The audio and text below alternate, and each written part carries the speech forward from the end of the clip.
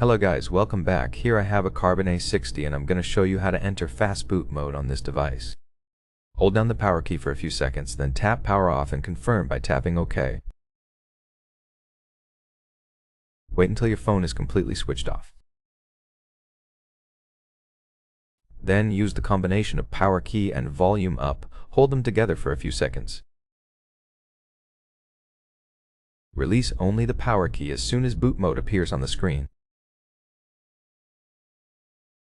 Then select Fastboot by holding volume down and volume up together.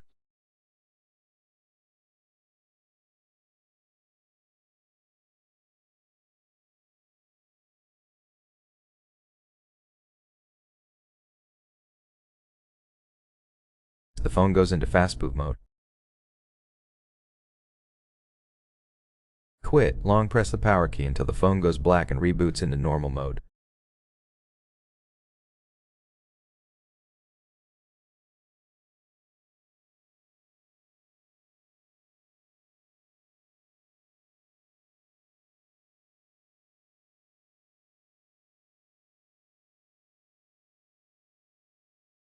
Thank you for watching. Please subscribe and leave a thumbs up under the video.